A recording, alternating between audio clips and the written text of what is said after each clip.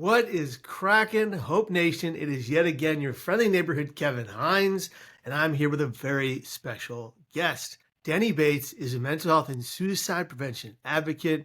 She's on social media advocating for her cause, and after losing her husband to suicide in 2019, she has raised her two girls on her own and shares her story of grief, her story of hope for the future, and her healing journey. Please welcome to the Hinesights Podcast, a powerful survivor, and so much more.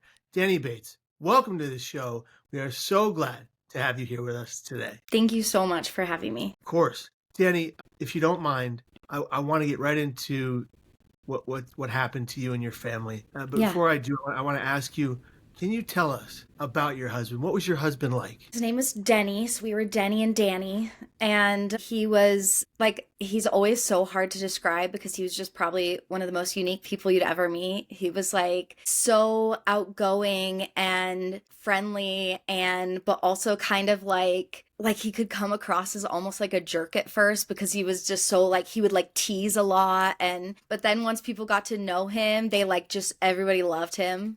My mom didn't want me to marry him at first, and then by the time my mom died, she and Denny were best buddies. And so he's one of those people that he just once you get to know him, you love him. He grows on you. Yeah. It's very interesting that you said that. My wife's mom, for the first 2 years of dating, didn't talk to me. Really? She thought I wasn't the right fit. And by the time she passed of lung cancer in our arms, in our home, she's Filipino. She called me her palangga, which means her beloved, which was beautiful. So my mom died of lung cancer too. Oh, I didn't know that. Wow. Yeah. Incredible. Yeah. But it's beautiful how at the end of That's so sweet. Yeah, it's sweet. It's really beautiful that your mom felt that way and that my mother-in-law felt that way. Yeah. Dani, this is probably an even tougher question. How did you lose him? So Denny had struggled with mental illness throughout his life. He was horrifically abused as a child. And then throughout our marriage, he was the mentally healthiest he'd ever been in his life. And then we found out about a loved one who had been abused and by someone that we also loved. And the PTSD kicked in and he, within a week, was just gone. It was, really hard. Wow. Yeah. I guess my next question, Dani, is how have you and your children coped since his passing, and how are you coping today? At first it was a lot harder.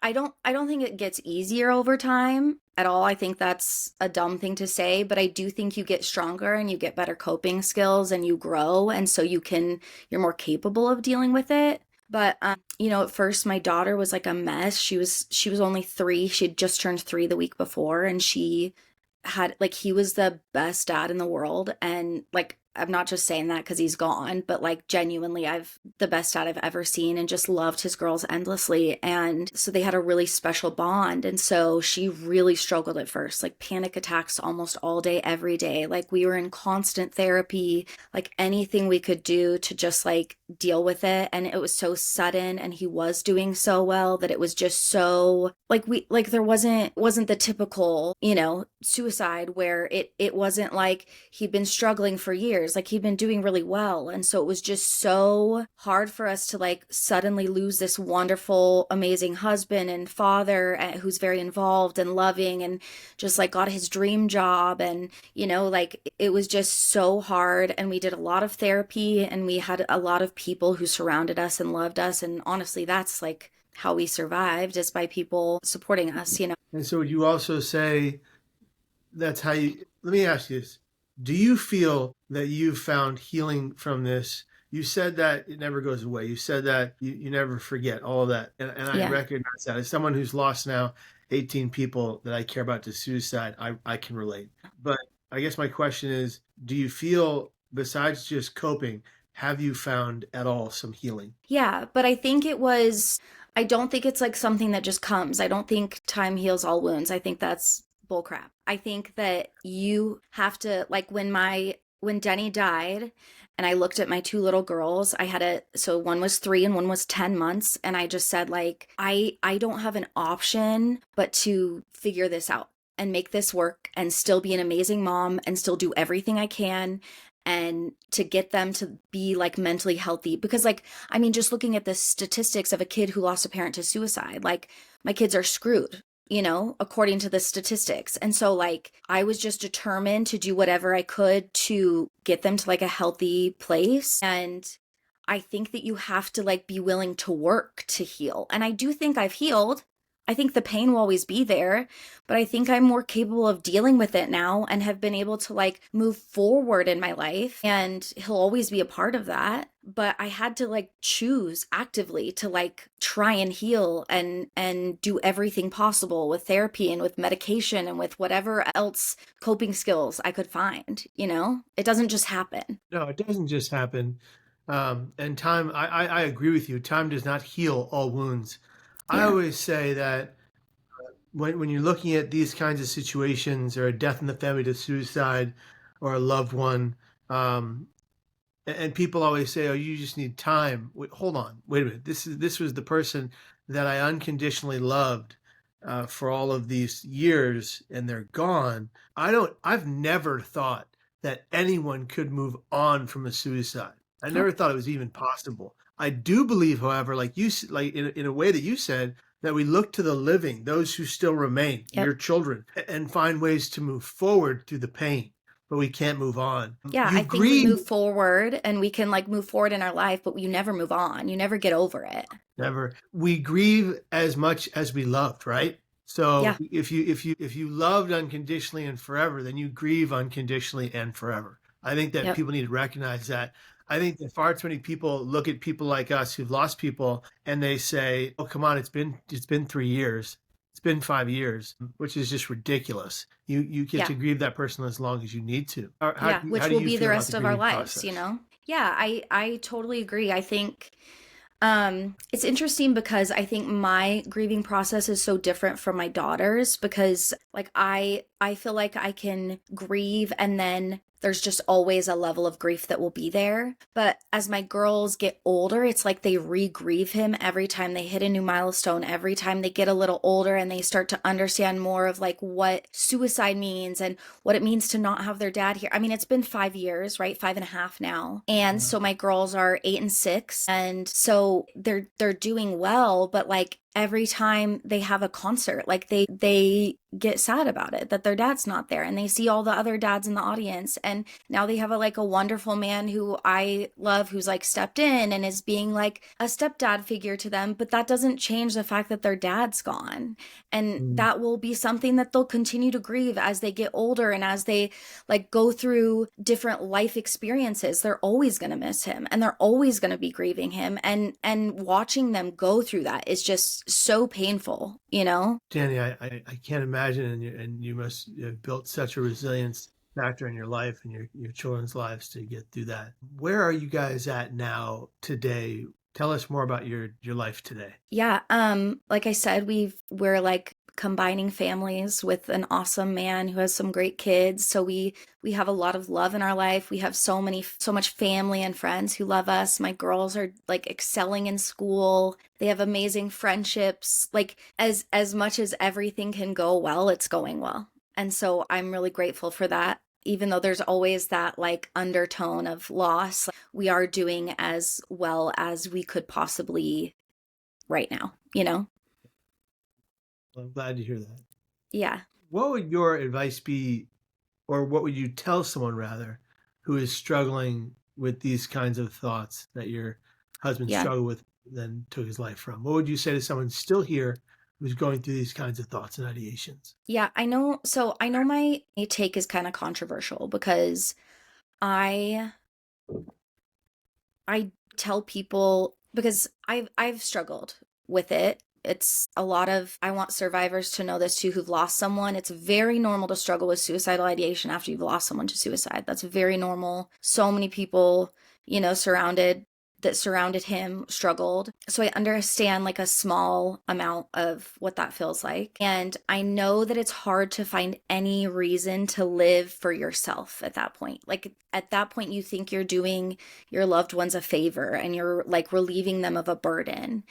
And so what I would say is like, if you can't find a reason in yourself to live, then like live for us, live for the people. Like, I will guilt you into staying alive. Like, I will say, stay alive for the people that you love. Like, don't do this for the people that you love. And I hope that at some point you'll find something within you to stay alive for you. But in the meantime, until we get there, stay alive for the people you love, because you have no idea the damage and like how painful it is for those of us who are left behind. Like, it's so much worse than anyone could imagine. And there's no way I could describe it to any other kinds of loss. It's just different. It's different than suicide. It's on another level. And there's no way for me to describe that in words unless you've been through it yourself. And so I just hope that they'll like be like, oh, I need to live for my friends, my dog, my whatever, just until you can find whatever it is in you. You know what I mean? That's actually very well said, and I think that we need to think heavily upon that. It's hard for people who are in suicidal crisis to see that they deserve to live. Right. Let's try to, as you said, guilt them into it. But I think that may not, while that may not impact everyone, I think there's a lot of people that could understand that and empathize with it who are, in fact, in a suicidal state of mind. So it's something to think about for sure. Yeah. Danny, what would you tell someone who lost somebody specifically? Someone who's gone through what you're going through? Yeah. I mean, I would encourage them, like, that it can get better and you can heal, but you have to choose to do that work. Like we were talking about before, it doesn't just happen. It doesn't just like magically happen over time. You have to choose to do the work and do the therapy and allow yourself to feel all the feelings and allow yourself to grieve. And like, you have to do all those things to be able to heal, and you'll never be fully healed. And that's okay, because like you said, that means that there was so much love there, you know? Yeah, absolutely. And Danny, can you tell us what your mission and purpose is moving forward? Yeah. I think me and my girls want to like help people see. First of all, I want people to see the damage that is left behind. I want people to, if that helps people stay alive, I want them to look at our situation. A video of my daughter went super viral way back in 2019, and it was of her crying, and that like really impacted a lot of people and made a lot of people, still helps people choose to stay alive today. And so I hope people can see like how hard it's been and say like, okay, until I can find the reason for myself, I'm going to do it for my loved ones so that I don't, leave this trauma behind. But I also want to show people that like you can heal, you can move forward in your life, you can grow, you can cope with it better. Like for a long time, like 2 years even, it felt like the end of the world. I didn't think I would make it. And I didn't think me and my girls would make it. And here I am 5.5 years out, and I am like feeling fulfilled in my life. And I can feel joy without feeling guilty. And I like am happy to be alive, like you can get there. Wow. I want to just point out for all the people who watch this episode, listen to this episode, that if you've lost someone to suicide, there is a great book called Healing After the Suicide of a Loved One by Anne Smolin. It will absolutely help you get through and go through the grief-stricken life you're now existing in. So please check out Healing After the Suicide of a Loved One by Anne Smolin. This is not a plug or a sponsor. I've read the book, and it's extremely powerful in helping people move forward. And I think it's important to mention that.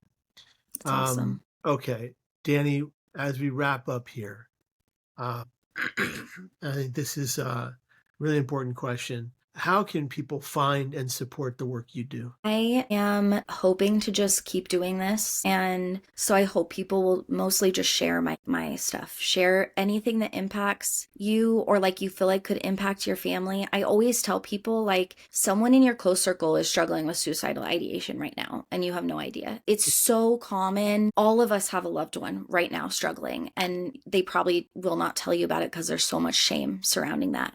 Yeah. And you have no idea that even just sharing one like meme or one thing that says like you're loved or like anything that I share, anything that any of the like suicide prevention resources share, that is my mission. My mission is to keep people alive. And so if people can help me do that and help me share my stuff and get it in front of more faces and impact people, that's what I care about. And so if people can, just help their loved ones stay alive, that's everything to me. Beautifully said, Dani. And what are the social handles they find you at? My Instagram is at Dani.Bates. Dani is Dani. And then on Facebook, I'm Dani Bates. And then on TikTok, it's Dani_Bates_.